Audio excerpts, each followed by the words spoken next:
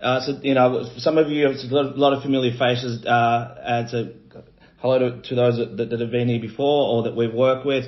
But ultimately today is a really important topic, more so for people in traditional businesses that haven't really got their head around blockchain.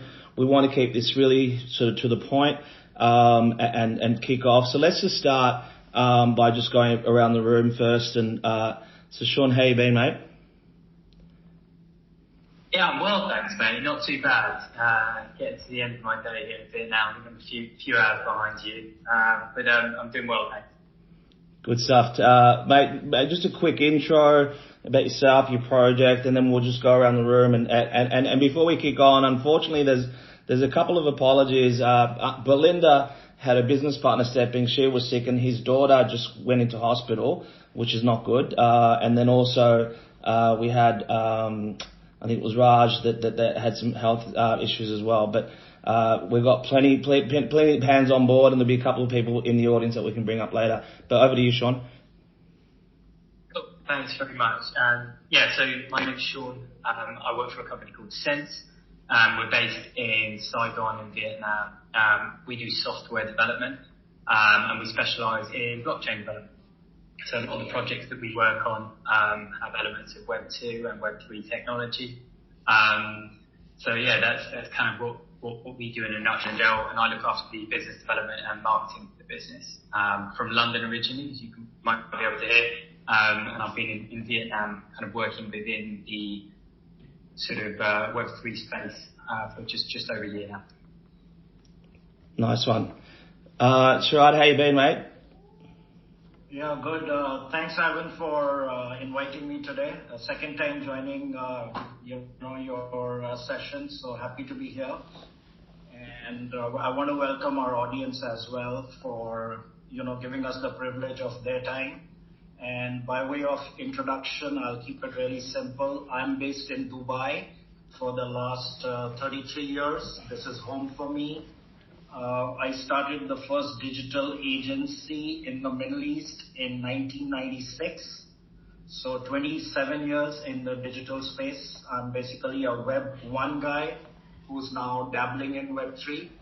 My agency is called Cyber Gear, and I'm happy to be part of this panel. Welcome, mate. You got a lot to live up to. You're a bit of a rock at the last session, I must say. Mate, but thank you. Magnus, how you been? Hi. Thanks for having me on. Sorry for coming a little late in here. I have a little bit of logistics. I'm on travel in Copenhagen, and my phone got stolen yesterday, so I'm in the joyful process of trying to reset everything. So now I'm logging in for different computers. So I hope everything will work here. But if it's a random introduction, my name is Magnus Jones. I am the Nordic Blockchain and Innovation Lead at EY, Ernst & Young, based in Oslo in Norway.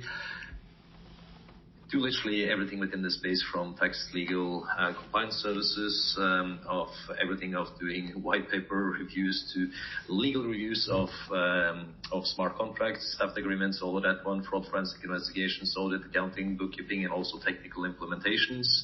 Not many knows that the boring auditing company EY also do fun stuff. So we have more than 300 core blockchain developers and literally work with everything from DAO, startups, DAO foundations, small, medium, large entities to assisting, known actors out there publicly like Adidas, Nike, all of them on the Web3 journey. Also working close together with governments. I am, among others, an advisor to the counterterrorism group for crypto for the United Nations, and also part of the so-called metaverse expert group of Interpol. So that's, in brief, some of the things I do within this joyful landscape.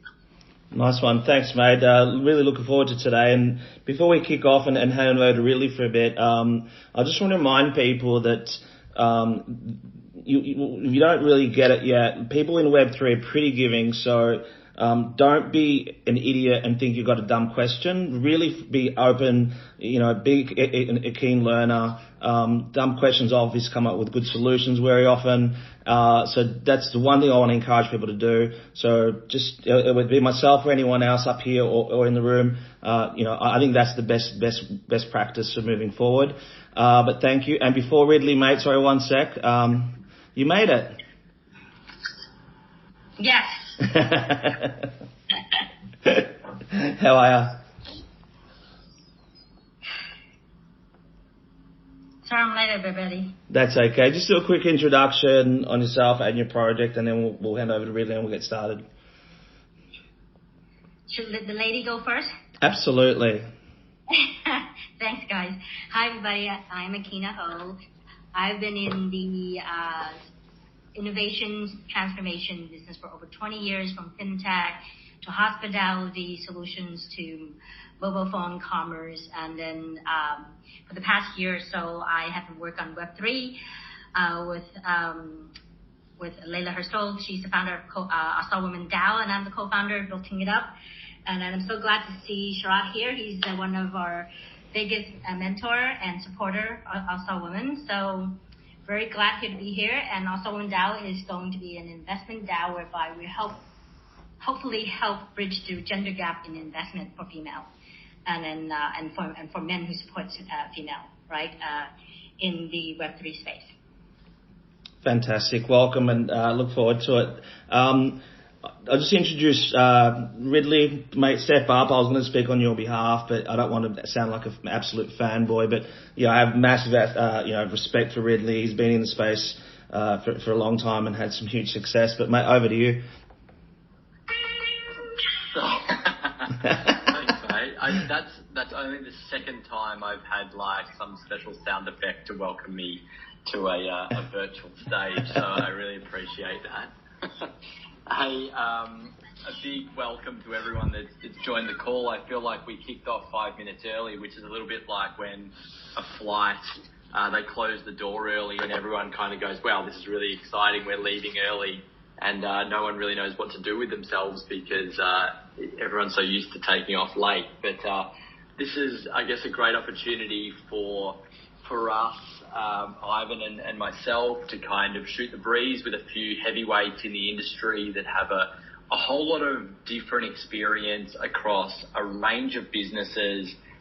We've got early stage startups, we've got well-established businesses, we've got the likes of EY and a few great minds in the room tonight. I say tonight because we're in Melbourne and it's 8 o'clock here, but I also should say this morning or this evening, this afternoon, wherever you happen to be tuning in the world. Thank you for joining us. A big thank you to the speakers who have come on board tonight to share some of their journey in Web 2.5 and what it means to them and how they're transitioning through the wonderful world of Web 2 to Web 3, what the challenges have been, how they're navigating some of those challenges, and then how they're bridging the gap between the two. So, Ivan, I might just quickly take this first minute or two that we're kicking off just to get your story as well. For anyone who's joining the call, there's probably a lot of people that know you and your journey, but I might just throw back to you for a sec to introduce Pixel Boss, and I guess who is Pixel Boss and why does Pixel Boss exist? Yeah, for sure, but you're too kind. But firstly, just give guys a 30-second high-level view of what you've been up to these last 24 months at Australian Open. So you've done some amazing things.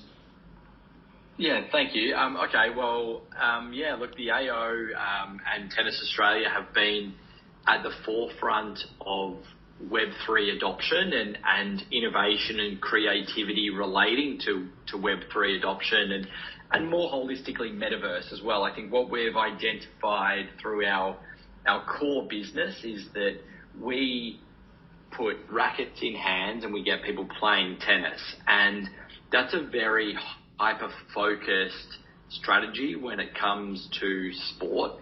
But we also run a global event, which is a 1 of 4 Grand Slam, which is watched and engaged with by around 900 million people globally. So a big number, but we only really have the opportunity to engage in real life with about 900,000 people on site at Melbourne Park at any given time.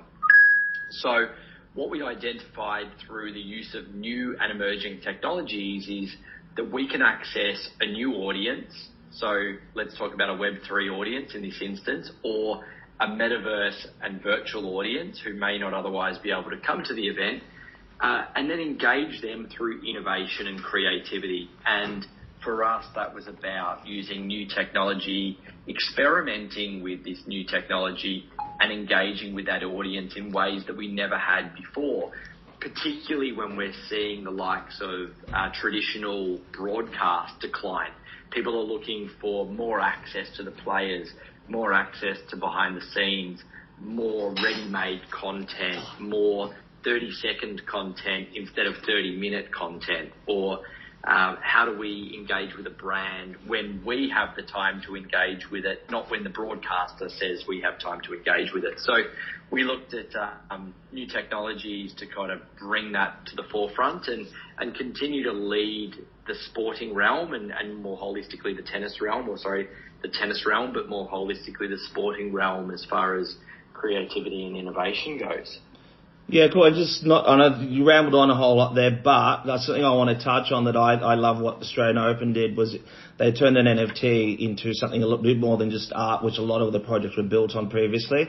So they were very early to making the strong play into utility and making sure that it wasn't just about the experience on the ground during the week, but doing events that we were lucky enough to work on, and obviously having other things that come through that project. But let's keep kicking on. And but thank you. So in terms of I started and founded Pixel Boss 18 months ago. We've been building like monsters quietly. This is not about us, so I'm not going to go into great detail of that. But the one thing I do know is that we found it, particularly traditional business, and absolutely shit scared, and they've got every reason to, because people generally read the headlines. So when you talk about crypto and then the market crashing with NFTs, two absolute truths, but the one thing that people need to do is put that to one side, be aware of it, but really start to understand the fundamentals of what some of this tech is doing that is shifting markets and developing new ones as well. And that's where the opportunities lie. And that's some of the things that we'll walk through and talk about a little bit as we sort of make our way through here. All right, Ridley, let's kick off, mate. Yeah, thanks, mate.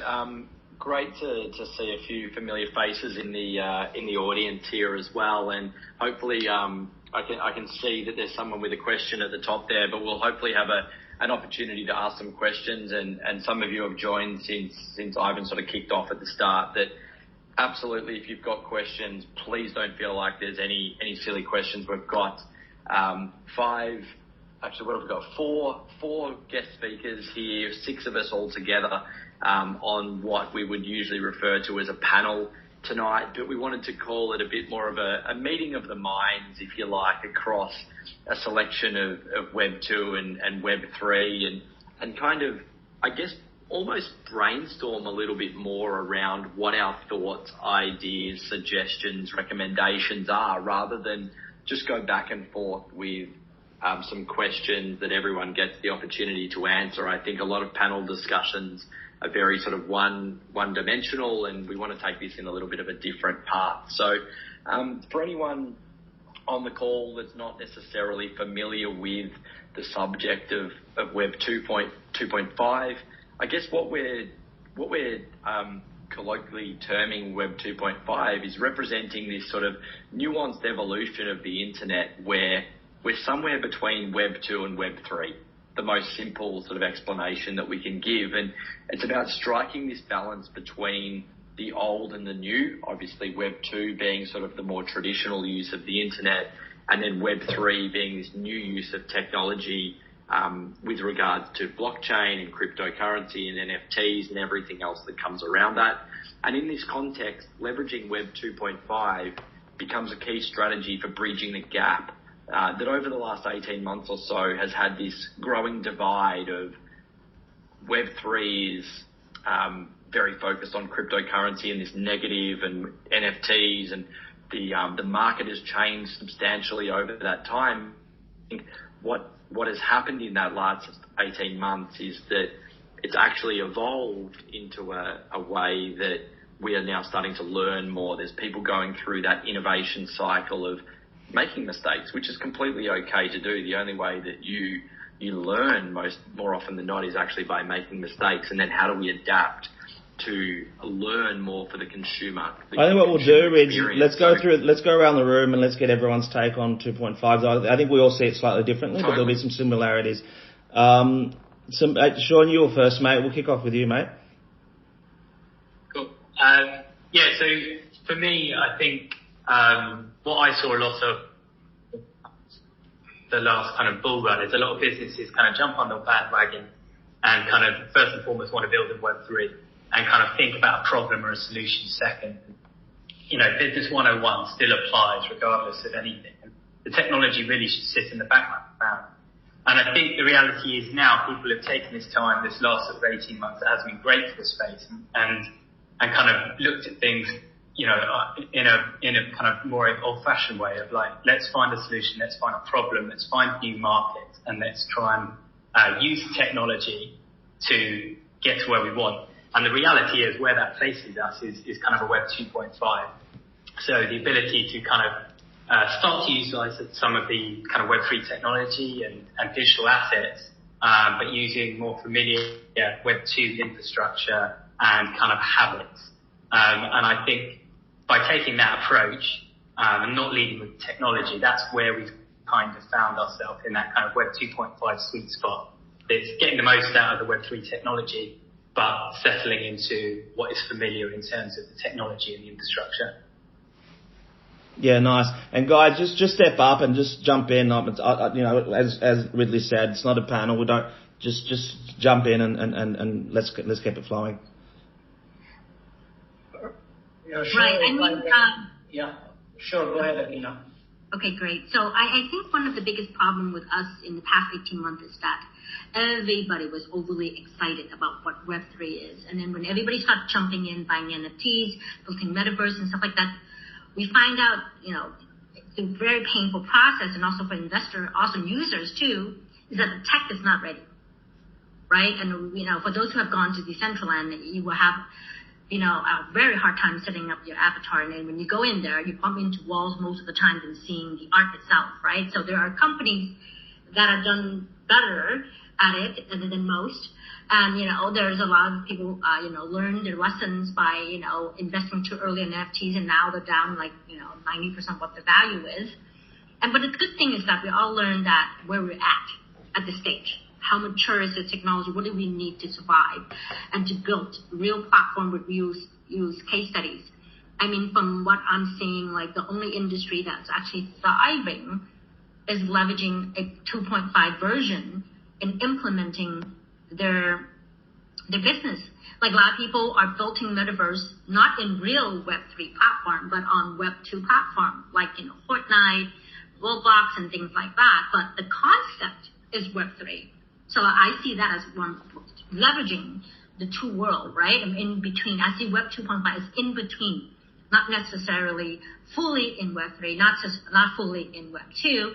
And then I'm sure everybody understands what sector I'm talking about is the fashion industry. They make hundreds of millions just selling digital assets. And then it's a more sustainable way of actually building clothes. And it fits the younger generation who are spending most of the time in the virtual world. So I mean, for any brands or any company or any startups that they really want to make this work for them is to understand the technology behind what you're building. Are you too early, right? It's all about timing. It's not just that the mass has to accept the concept of what you're building, but the technology must be ready for you to build what you envision it to do.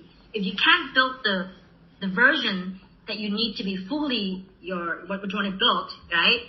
Then you have to kind of accept what is the 2.5 version you can roll out and start getting people to use it and slowly move them into Web3 when it's ready, or build or educate the mass.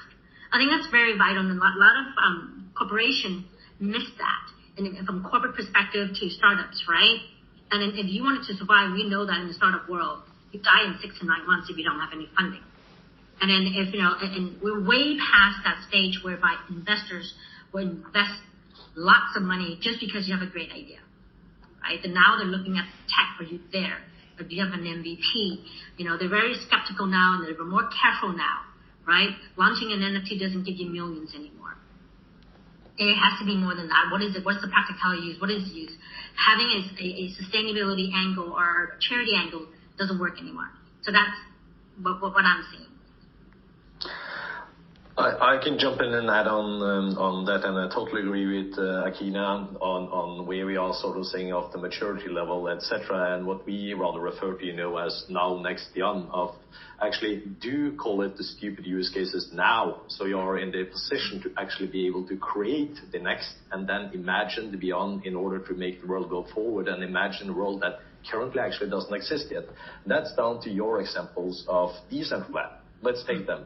It's, to say it straight out, a horrible platform of a metaverse, regardless of it's the desktop version or you use the browser version. It takes you 3.5 to 5 minutes just to log in. It's bad graphics, and even the buildings doesn't even load, all depending on if you're you on said it. I didn't say it. Yeah, you're right. Sorry? Yeah. I said you said it. You're right.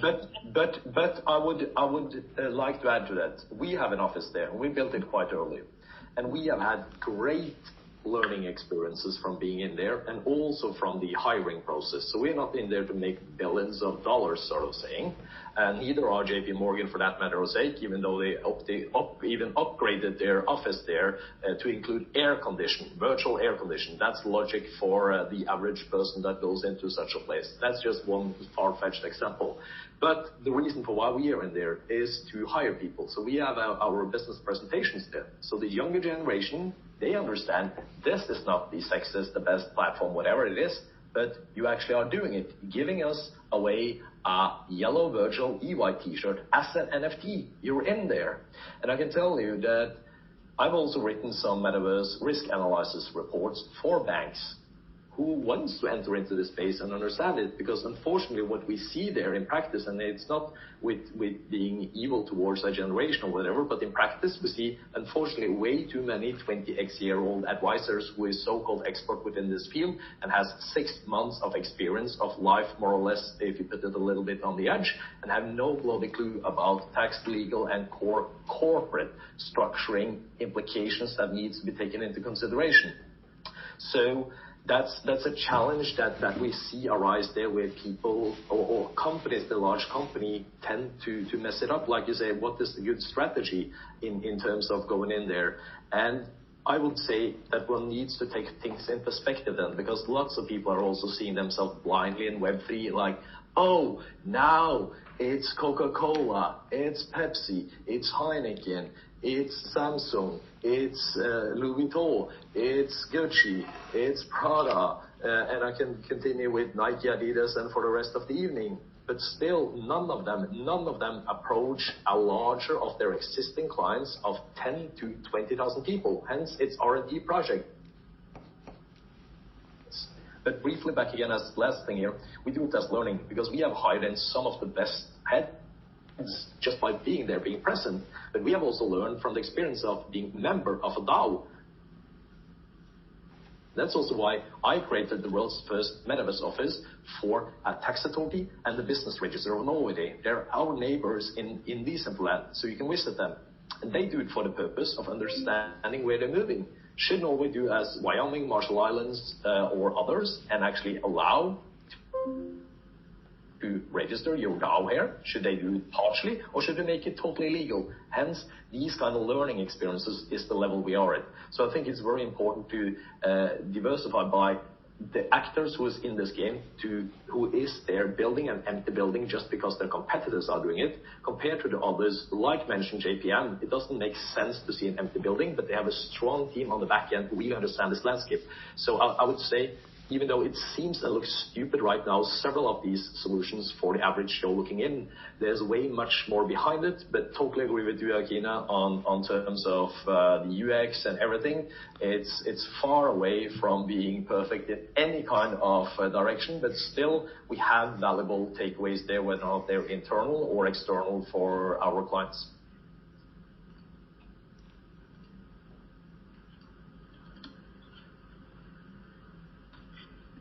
Yeah, Ivan, could I jump in here? Go for it, Matt. Yeah.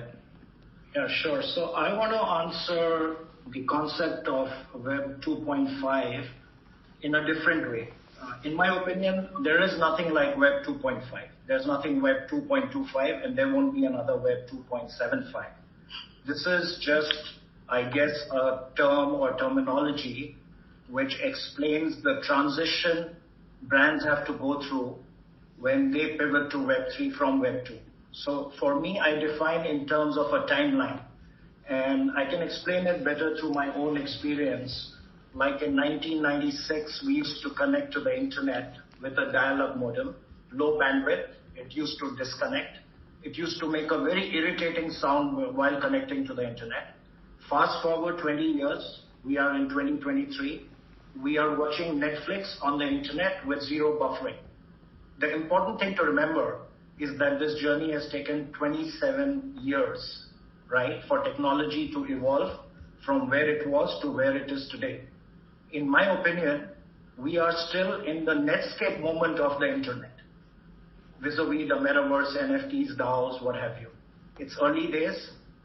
My presentation when I started digital business was top 10 reasons why you should have a website. Now it sounds stupid, but it was very relevant back then. Today, my presentation reads top 10 reasons why you should be in the metaverse, and it's relevant all over again. The point I'm trying to make is, this is still early days for all of us. Education is key. We need to focus on educating brands, the audience, users, the whole ecosystem. So I think the need of the hour is for all of us to speak without jargon, because it's very confusing. NFT itself is very confusing. Digital collectibles is probably easier to understand. So we need to break it down, keep it very basic so people relate to the solutions rather than the technology behind it. And technology really is the second layer. For me, Web3 is a mindset of collaboration rather than competition. So I think if we start discussing the transition from Web2 to Web3, maybe perhaps with a Venn diagram. Your first circle is Web2, your second circle is Web3. And the overlapping part in between is where we are at, which is probably Web 2.5 or whatever you choose to call it. And that is the bridge to the new internet. So that's how I would define Web 2.5. Back to you guys. Beautiful. Yeah, no, look, very similar mindsets.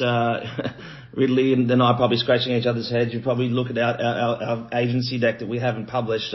We're very aligned there. And look, from my perspective, and it's leads into something Sean said earlier, and it's something that we've been working really hard at in the last 12 months, is really delving into not talking technical terms, not worrying about the UX. Like, we spent 2022 trying to educate people. We realized at the end of it that you just can't. People find it extremely jarring and difficult. So we actually have done the complete opposite. And that is, how do we work with our CTO and our dev people to develop products that removes the friction, where people, and people applaud people like Starbucks and Reddit that onboarded mainstream, and that's a really good example of how that's done.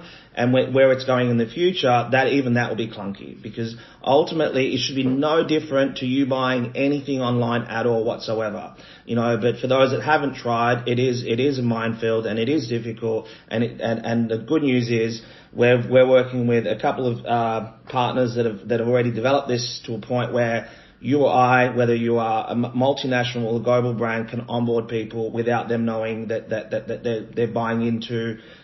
Fundamentally, we still are, a lot of our modules, a lot of our products are based around NFTs, and not because we're selling art, but because we're selling the smarts of it. So through smart contracts and dynamic NFTs, we're able to build, deploy communities, reward people instantly, and track and really have a custom journey for the consumer in Web3 world community. So they're the things that we're focused on.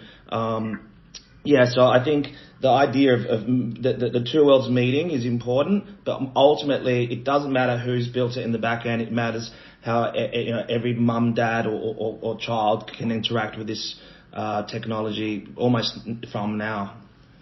Really? Yeah. No, go. So, when we talk about technology, I I'm a product manager. I come from the product manager background. Started in the Silicon Valley, and as a builder of new solution. Sometimes it is if we have builders here and starters and founders here, is not to limit ourselves in what we know today of the technology, right? So if you look back, what Sharad was saying, that 20 years ago, when the internet first started, no one thought that the internet can create Netflix, nor did they know that internet can create YouTube, or it can create the metaverse, what we are trying to do now. So it's the same concept how we look at NFTs, the metaverse. It's I see Web3 as just the next iteration of using the internet or the technology internet. So if someone did ask me, do I consider a generative AI, not AI, right? Generative AI as part of Web3? I do.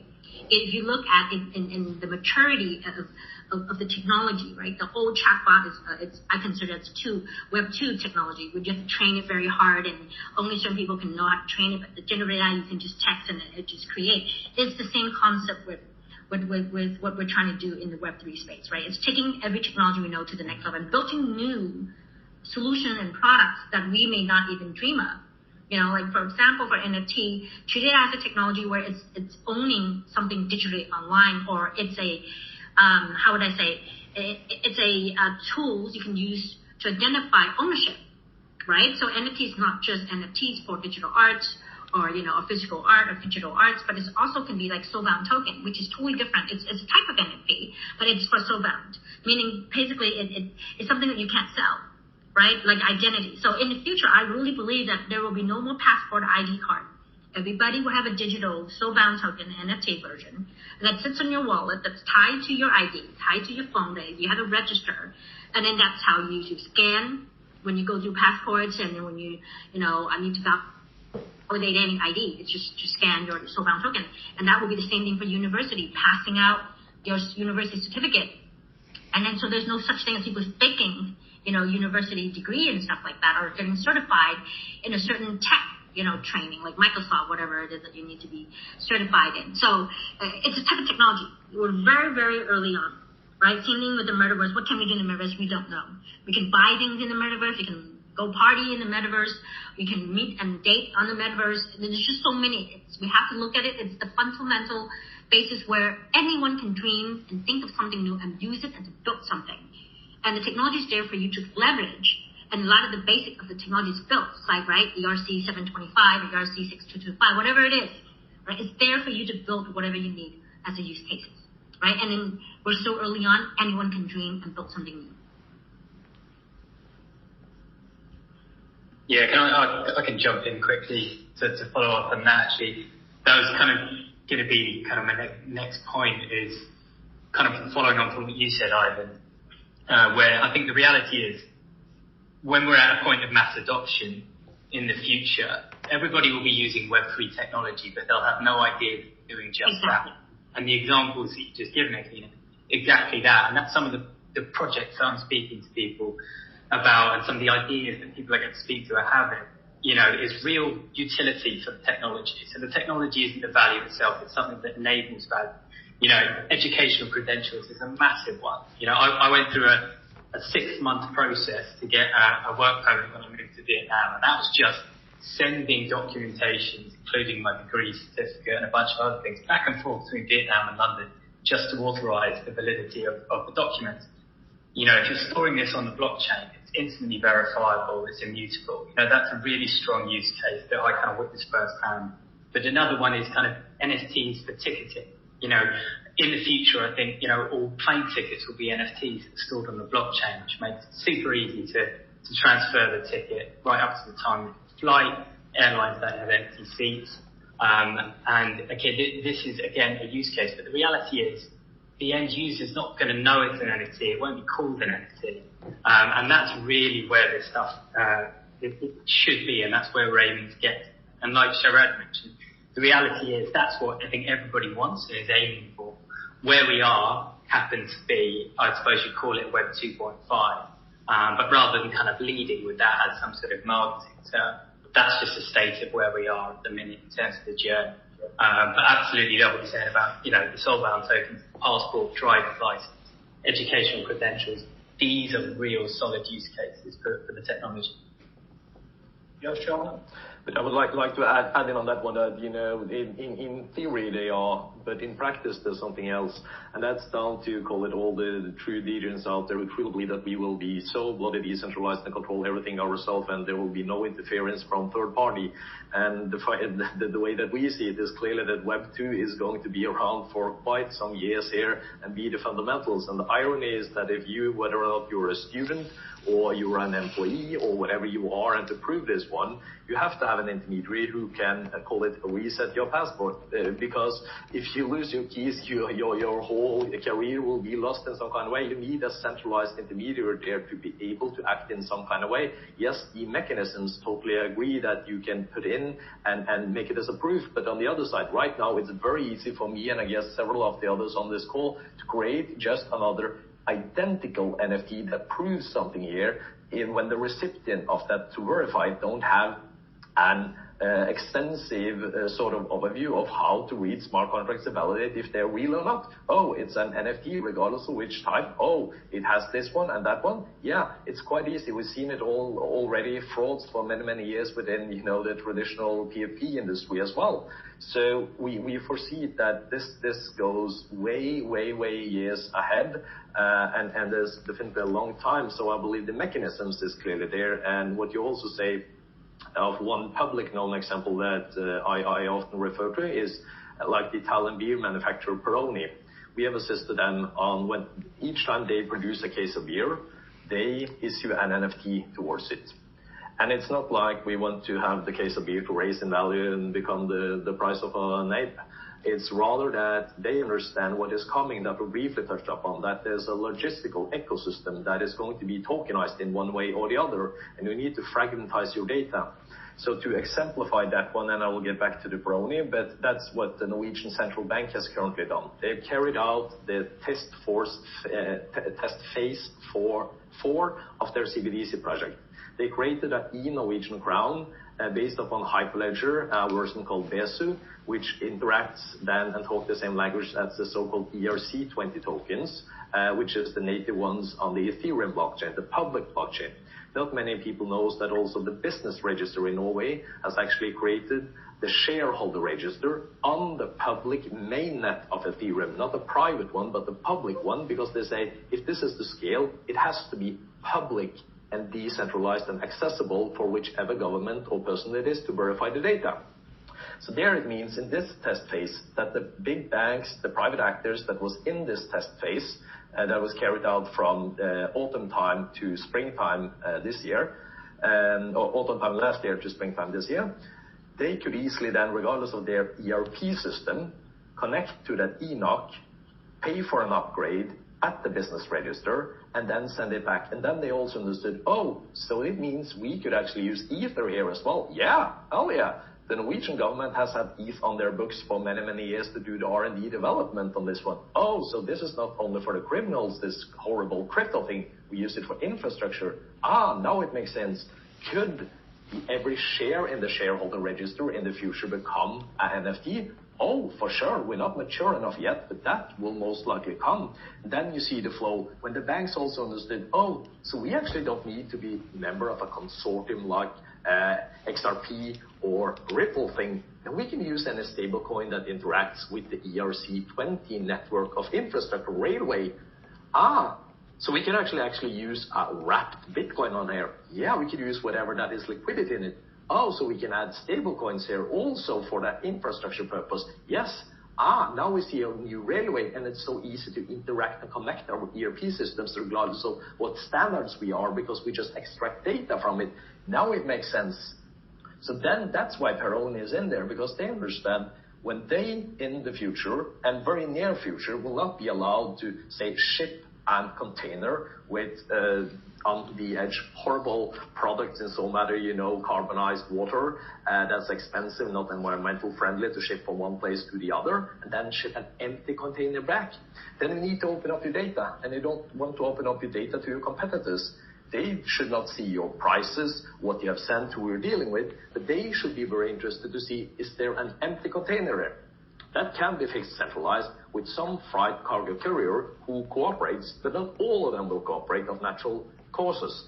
Then they have said, let's see what's possible now. Use a so-called zero knowledge proof, which means that we can hide the data, like the price of the goods, the sensitive corporate company data, while opening up and say this data point that is stored on the blockchain says container X of this size is at this port from this area, connect and share the freight so we can make this one greener.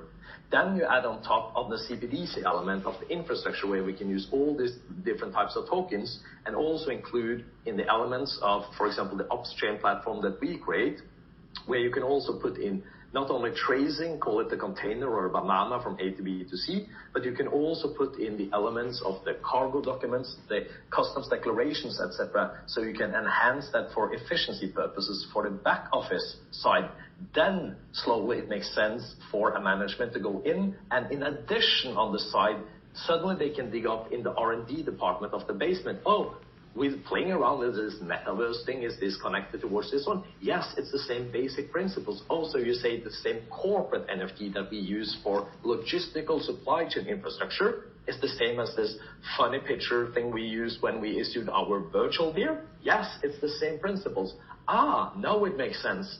This is just one example of how we see sort of the aha moment getting a little bit closer compared to where we had the previous discussions with all C-level groups, where it was some players come in and said, you need a private chain, you need to control all the data. Well, we came in and since 2015 and say, hey, no, that will never scale. You need a public chain. That's the mix. Then you have the local IT department that sits around and says, no, stay with the database. I don't know all this hassle. Then you have the third part in there. I heard cryptos. This is cryptos and it's only for criminals and anarchists and I will not do this one. What about the legal side? No, this was uncertain. No, don't do it. Okay, stay with the R&D department project and that's it. So now we see sort of the logic of a larger ecosystem come into scale. And yeah, that's just a couple of examples. I have many more, but I'll pause there. That was a bit of a Beavis and Butthead moment. Now that there was two people in your head then, but that was fucking amazing. I love all of that so much. Yes, I mean, like, you know, the finance industry, big banks catching up, they'll build their rails, they'll write the narrative, and it will become more efficient and a stronger, way for them to transact, and they'll make sure they don't miss a beat and continue making crazy money, which is good on them if that's the industry you're in.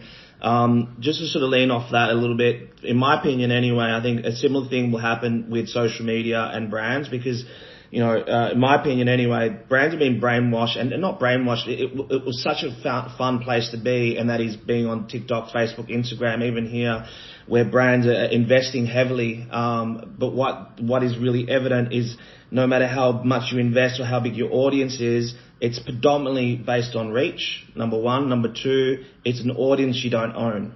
So one of the things that tools that we're working on is we're terming a term called huddle, where we can basically grab all your reach, whether it be paid or organic, what have you, but bring that audience to a platform that you own, whether it be a website, whether it be an app, and then reward them on platform. An engaged audience will benefit everybody. End of story. You instead of paying the networks or the social platforms crazy money, you use a small part of that funding, create a little DAO.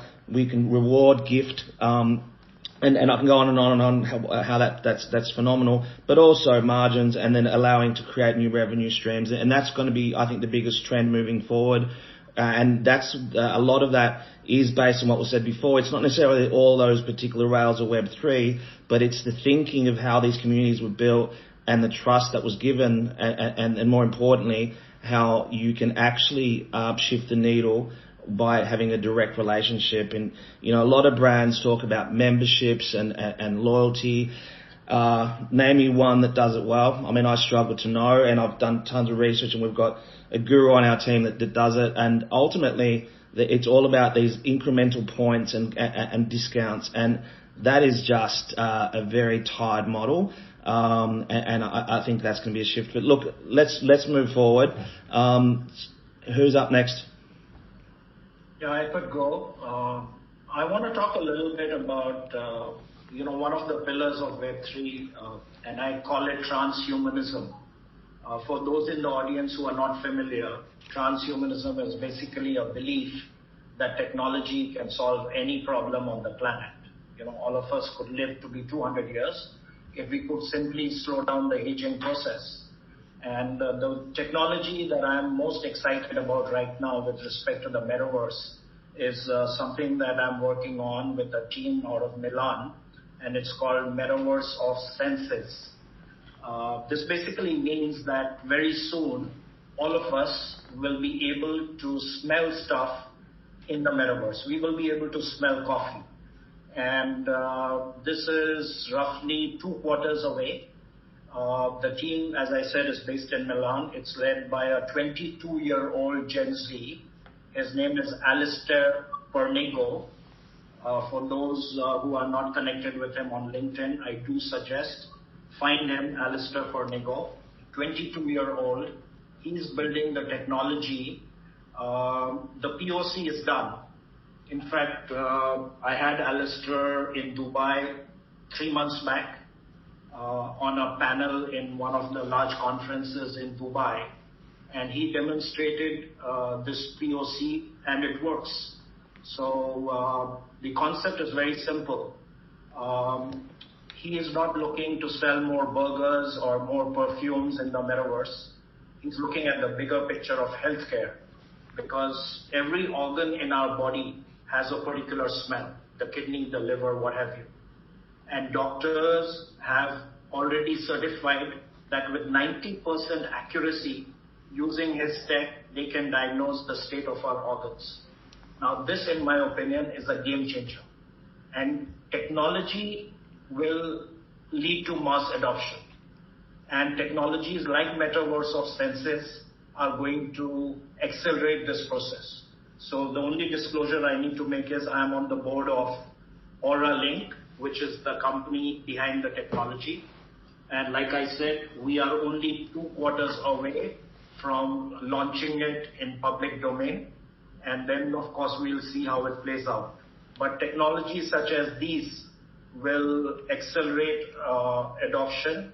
And I'm sure a lot of other people across the world are working on similar game-changing technologies. So we just have to, I guess, keep the faith and not listen to people who say metaverse is dead. They clearly don't get it. I mean, they are in a rush to write the obituary, just like a lot of people did for the internet, if you remember, in early 2000s, right? So you have to be a believer, you have to be a transhumanist, and stay the course. Back to you guys. Yeah, but look, sorry, regarding the metaverse is dead, I think I agree with what you're saying, but the truth is, where there's smoke, there's fire, and most of the metaverses that have been built haven't really delivered on their promise.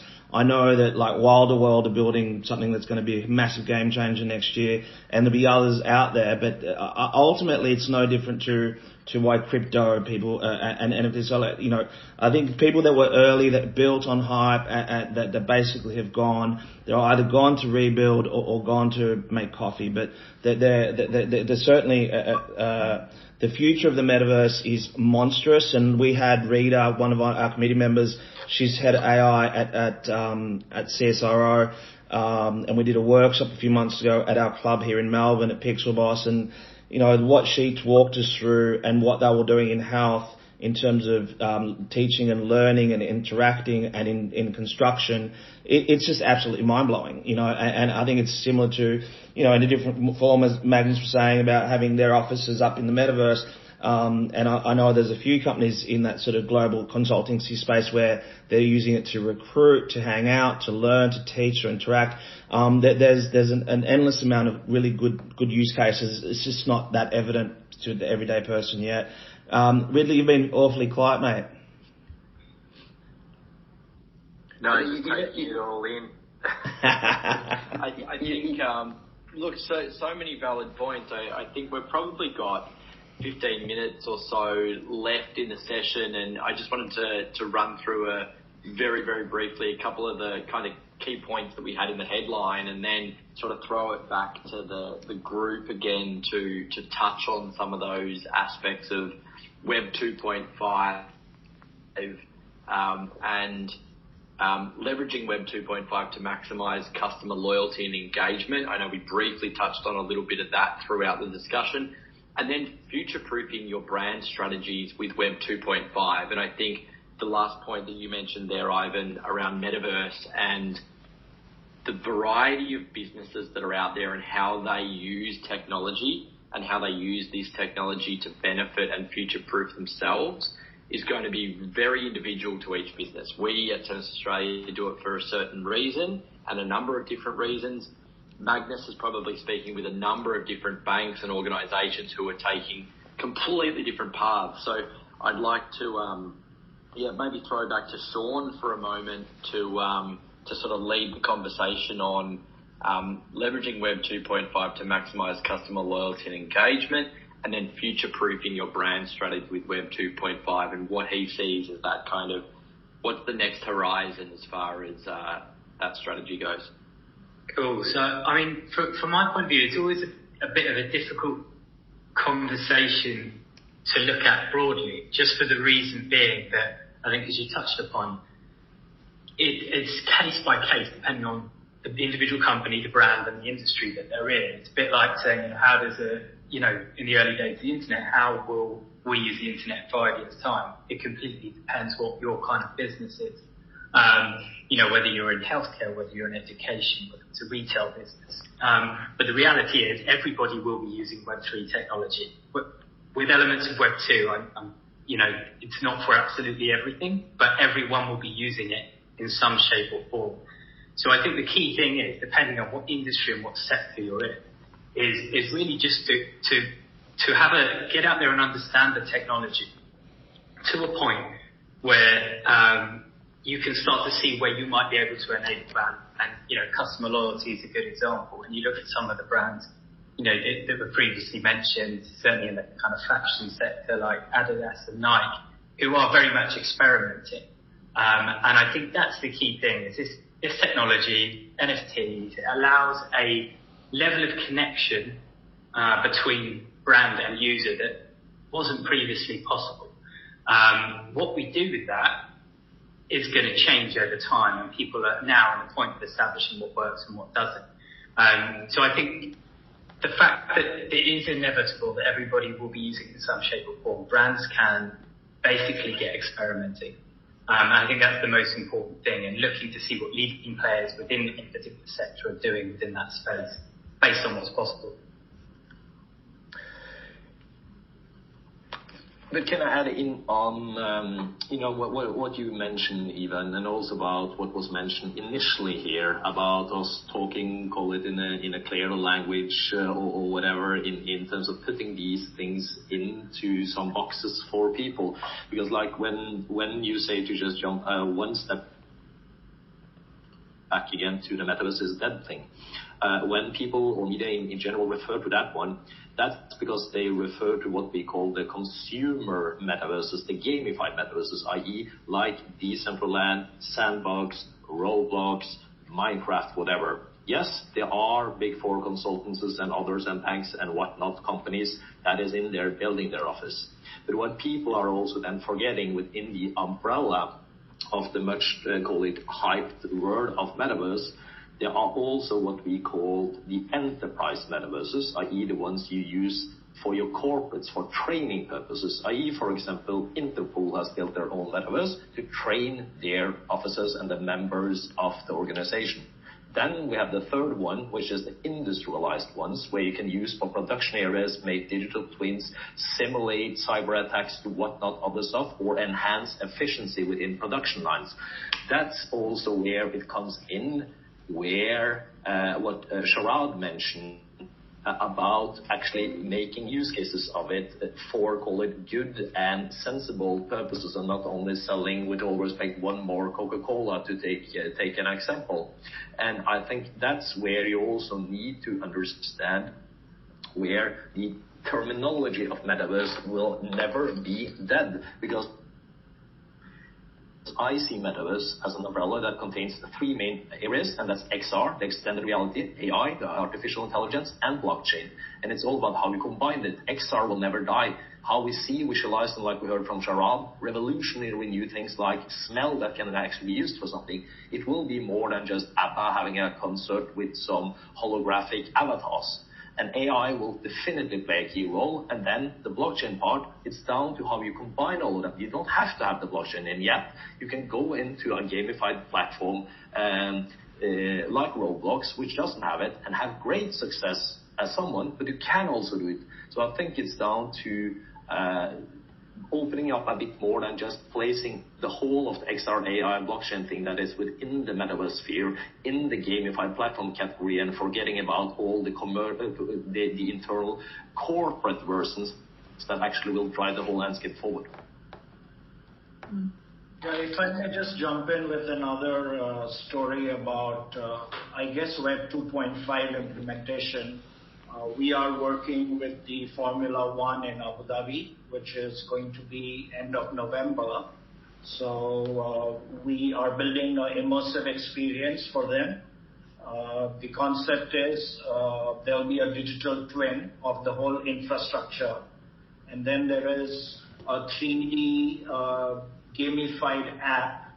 And we have focused on sustainability because, as you guys know, COP28 is going to be held in Dubai end of this year.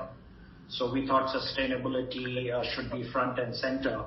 So this whole mini game that we have built revolves around sustainability. So all the people who are at the venue, and there are thousands of them, can play this game on their mobiles. And basically they have to identify, let's say, the electric chargers which are in the facility, or identify solar panels or some recycling stations, and then they collect points and can redeem for rewards on site. So there's a little bit of everything. There's a digital twin there, there's a 3D immersive map, there's gamification.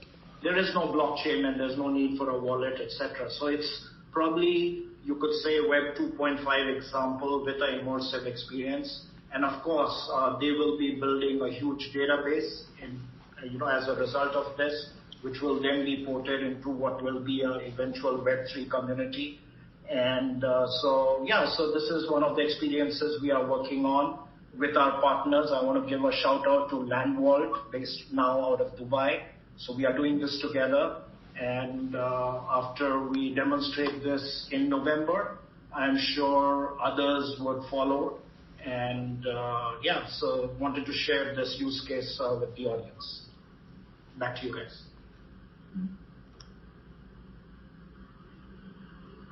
Akina, did you want to add anything? No, I'm just listening to everybody, and then I think everybody, if you look at everybody's saying, there's a few takeaway. Number one, this is a stage where it's just beginning, meaning we're learning from the failures, we're learning from our experiences, and then this is a stage where anything is possible, right? And then we're leveraging that, and Web3 is going to be used by every company in the future, but we will never leave Web2 behind, because just like right now, a lot of companies are still in Web1, believe it or not, right? That's why there's a lot of digital transformation, change management going on in the world, even in a down market. But there's one thing I realize that no one's talking about is how do you bring mass adoption? Because I studied failure in startups, right? Because from the Silicon Valley, I was there in the bubble burst. I was in major, big investors, high top-notch startups, and I watched them fail. I was in it, right? From Series B to Series C to public company, and I built a unicorn in Hong Kong, and I've been advising for a lot of startups. The biggest problem startups have, even no matter how great your tech is how do you get mass adoption? Not even just mass, but enough adoption for you to survive. And how do you get the people that are not using the tech to start using it? One of the base case studies we need to understand and learn from is Facebook, right? Facebook is still the largest social media in the world. And they were not the first one or the second one that was live in that time when social media was just starting. What they did best, which a lot of people keep forgetting when they do startup, is that they bought the mass public and tricked them or entice them or encourage them and influence them to join the platform, use their technology step by step. They weren't what they are today at all. They evolve, they pivot, they change, and they do everything possible to bring people into the platform, continue to use them no matter what is their preference. that is what they're good at, right? They have great tech, of course, and then because they have great backer. And a lot of startups survive because they have great backer, investors and strategic investors and advisors. That's very crucial. You might have the best tech, but you might not survive, right? And another good case to remember is that Airbnb was not the first, company, nor the first one went public doing what they did. But the company that was doing it first before Airbnb, that went public before Airbnb, no one remembers who they are. I did a whole paper on it in 2014. 2012. I forgot the name because they just disappeared, right? So that's how important it is. If you, even though you have the first mover advantage, you have people in it, you don't keep it up to date, you're not in the people's eye, you will disappear. So it's great to innovate, but also to think, how do I survive so then I get mass adoption and make myself relevant? What we need to think about. Yeah, I'll just jump in on that. And again, we did a campaign earlier this year in Korea for the biggest meat exporter in Australia, and we did a campaign, and we didn't target Web3 people. We targeted people that loved Wagyu, that loved high quality meat, and the campaign went live. They got to download their invite, which was an NFT, and then they got to claim it through a QR code on site. So the UX was nothing other than, hey, here's something amazing that you love. So when we go and work with a major retailer, it's going to be much the same. So whether they've got a fan that loves their drink, their food, their sports sneakers, whatever it may be, it's about the experience that we're serving them. Our job is no longer to educate. Our job is to continue to engage. So our whole ecosystem is built around engagement, and that's what we're measuring. Because normally when you go into a campaign, people go, oh, how many people did you watch? Or watch it, and everyone reports, 14 million people watched it. Yeah, sure, that's what the data says, but tell me how many care. And quite often it's a very, very low number. And if you invest that energy into a smaller group and grow that from the center out, that's impactful. And it's likewise when you're building a community through this, it is normally you go the big idea, mass market, and then you wait for the data to come in. Whereas in this case, you're building from a very small base and building based on success and building from the ground up, and that to me is what I believe is the secret, or not secret, but I think the smart way of building, any campaign using any of these technologies, because they're just so bloody difficult to get your head around. I bet you half the people in the room still don't know what an NFT is, and we've even stopped talking about them. So Ivan's just handed over the secret sauce. Akina, thank you for that. That was some great advice, I think, as far as kind of getting to that momentum point of how to use technology. I think just in that, in the last few minutes that we have here, I think it's important that we touch on, I guess, like Ivan's last point there, that there may be some people in the audience that are still very early to their phase in Web 2.5 or Web 3 and are probably scratching their head or looking at their screen in their office or laying in bed, listening wherever they happen to be in the world, thinking, holy moly, what have I just listened to? I think if we could quickly go around the room and Magnus and Sharad and Sean maybe just go off the back of Akina's sort of momentum there around what's that sort of one gold nugget that you'd like everyone to go away with and walk away with and be really excited about and want to walk back into their business or their startup or their CEO and go, hey, I just listened to this LinkedIn Live on Thursday night or Thursday morning, wherever you happen to be in the world, and I think we should be playing around in this space. What's that conversation going to be in the office tomorrow? Magnus, I'll throw to you.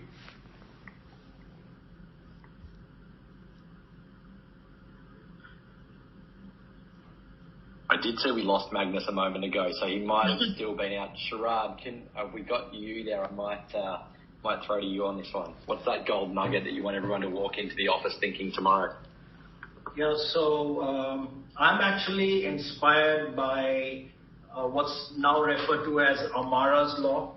It was, I think, coined by an American scientist in early 2000s who was way ahead of his time. And the nugget that I want to share is, I'll try and quote him, I don't remember exactly, but it goes something like this. We tend to overestimate the effect of a technology in the short term and underestimate its effect in the long run. I think this makes a lot of sense when you read it the second time. And that's where we are at with the state of technology today. I've just Googled that as you were talking, and you've almost got it correct word for word. So Bingo. I think that's, yeah, you've absolutely nailed it. I think it's a super piece of advice. And when we talk about where the internet was 20, maybe 25, 27 years ago, I think you said earlier, versus where it is now, the overestimation and underestimation of what technology can bring to us is super important. So thank you for that. Magnus, it looks like we've maybe got you back here. Let's see. Can you hear me now? Yes. Can you hear me now? Yes. Oh, good. I will just shortly repeat what I said, about Now Next Beyond. Don't be afraid to call it an apparently stupid use case right now to learn, to build experience, so you can actually create the next and be part of it. Because that's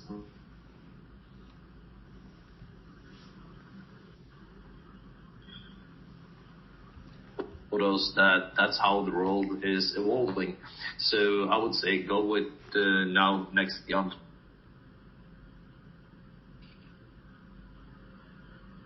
I lost a little bit of that, but I think I caught the end being go with the now, next, and the beyond, which I think is the little gold nugget that got dug up there. Hopefully no one else sort of lost the piece of the conversation there, but maybe that was just me. Sean, I'll throw it your way. Cool. But for me, I would say, go out there and kind of research an area that you're particularly interested in and see where kind of Web3 can potentially change the game. That, for me, when I entered the space, what I knew about crypto and NFT, digital art, it didn't really pique my interest. When I started to research different areas, for me, something when the penny dropped, it was looking at tokenization of real world assets, something like real estate, the ability to give accessibility to anybody to be able to invest in commercial real estate, for example, by tokenizing commercial real estate investment. For me, that piqued my interest and got me to really understand what the technology could do. And when you start to actually take a sector that you're interested in, go and research it, for me, that was where kind of, I say, the penny dropped, and the passion for the space started, and kind of led me then to go and start researching different sectors and working with different businesses and where they might be able to leverage the tech. I think that's great. Maybe just bite off a little bit and chew really hard on that little one and see where it goes.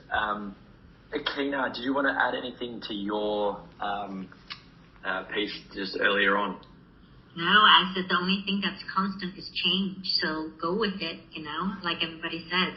Have fun, explore, and just, try it out. I think you mentioned something around innovation being only limited by your creativity towards the end of your piece. And I think that's really important that people think outside the box in this instant and don't necessarily take the path that's been well travelled previously and really think about how this technology can bring change to their business. Ivan, as the host of tonight, I might throw back to you to just wrap up the last couple of minutes and then dig out your gold nugget and what you'd like people to take away on this call. For sure. I think the biggest thing to be mindful of is not necessarily, fuck it, they're bad actors. A lot of people that parade about being experts and, last year they were experts at NFTs and then they were running DAOs. Now they're all AIs and they're all going to the moon. So be very, very, very careful on who you sign up and how you go about it. And also don't be fooled by big organizations that want to sign you on. Take your time because, you don't need to go twice. You should go once and have a sort of a pilot approach where you can test and burn. And when it doesn't work, that was always part of your roadmap. So you can stop, start, rinse, repeat, move forward, pick it up, keep going, build blocks and then build up with really solid foundation. It's frustrating for me as a founder because I've been building for 2 years, but I wouldn't have it any other way. You know, the companies that we work with, and we don't talk about them publicly, are ones that you just go, wow, how did that happen? And it's all based on word of mouth and trust. You know, and the one thing I've done, and I'm proud to sort of head up, is a phenomenal team from advisors to our committee members. Everyone has achieved great things, and therefore when we set our minds to something and we attack with confidence and position, and doesn't mean that we don't take risks. We take a lot of risks, but they're calculated risks. So have fun, enjoy, but just be mindful of all these rock stars out there that think they know it all. But other than that, it's been a fun night. Thank you, everyone. We're going to do another one in the next couple of weeks in a very sort of focused area, and that's going to be to do with loyalty. Membership, loyalty, engagement. Tell me that's not excellent, no matter what planet you're on. You know, that's the thing that we're obsessed with, and that's the thing that we will make sure that regardless whether it's a module, a product, a platform that we build, that's our North Star, no matter what. Anyway, thank you, everyone. And if you have anything that you want, whether it be a problem or a solution or something that you want to do, and you want to DM myself or Ridley or anyone else on the panel, that's what we're here for. If we can help, we will. If we can't, hopefully we can point you in the right direction. All right, much love. Thanks, everybody. Okay, good night. You guys are awesome. Thank you.